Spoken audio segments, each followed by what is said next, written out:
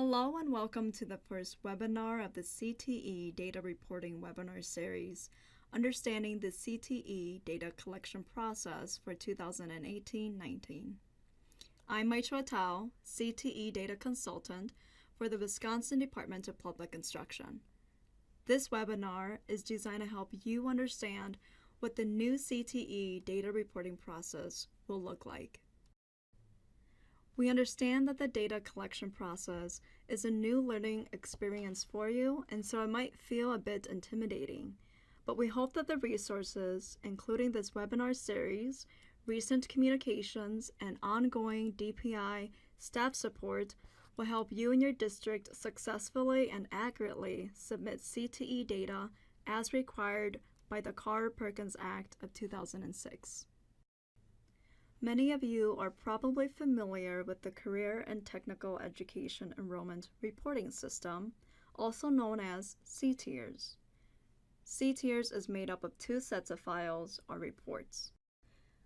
The first and the largest is the Composite Enrollment Report, or the CER.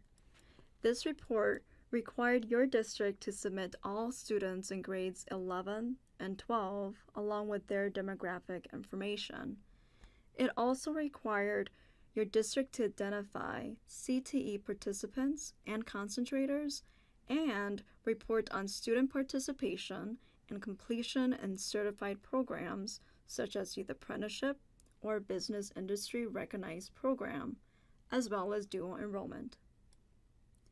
The second report, known as the Graduate Follow-up Report, required your district to follow up with students identified as concentrator completers in order to gather information about the student's education status and employment status after high school completion. Depending on your district, you may have had to manually enter some, if not most, of the data before submitting the file to either your designated CTEC or LBEC, or directly to DPI through the secured FTP site Auxilian. The goal of the CTE Data Integration Project, which began in 2017, is to improve the overall data collection process in order to ensure accurate and consistent data, provide for a more streamlined collection process and management of the data, reduce burden at the local level, and reduce data entry errors. The CTE Data Integration Project will replace how your district collects and submits information for the Composite Enrollment Report. This means that there will be no change in how the Graduate Follow-up Report is collected and submitted, including the deadline for when the follow-up report must be submitted. The CTE Data Integration Project only applies to the collection of the Composite Enrollment Report. You may be wondering then, how should my district submit CER data to DPI now? The data will now be entered and submitted through your district's Student Information System, or SIS. This means you will no longer have to submit your data in a spreadsheet format. You may notice new screens in your SIS created specifically to enter CTE data and data that is also required for college and career readiness reporting requirements. One of the goals of the CTE Data Integration Project is to ensure data accuracy. DPI has worked with SIS vendors to put in place data validation checks, including warnings or error alerts into the system. Districts will have the opportunity to review their data and resolve any data warnings and errors in the WISE Data Portal. What is the WISE Data Portal? The WISE Data Portal is an application used by districts to verify their submitted data, conduct data quality checks, and finally to submit their data to DPI. The WISE Data Portal is not a new data tool or application.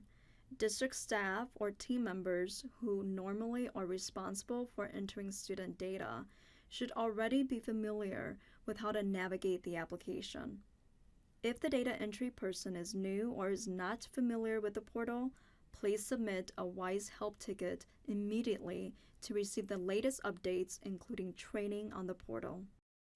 Because 2018-19 is the first year of implementation of the CTE data collection process, it is especially important that the local district CTE coordinator or CTE content expert who normally collects the SIR data works closely with their data team or colleagues when it comes to entering and reviewing any data validations and errors.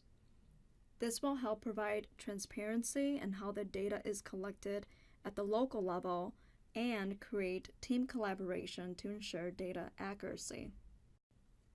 Once your district has reviewed and completed data warnings or errors in the WISE data portal, DPI will take a snapshot of the data. The snapshot becomes the district's certified CTE data. Districts will submit their CTE data by the annual deadline of July 15th. A snapshot will take place after the deadline, although a specific date has yet to be determined. We will have more information about the snapshot date as soon as it becomes available.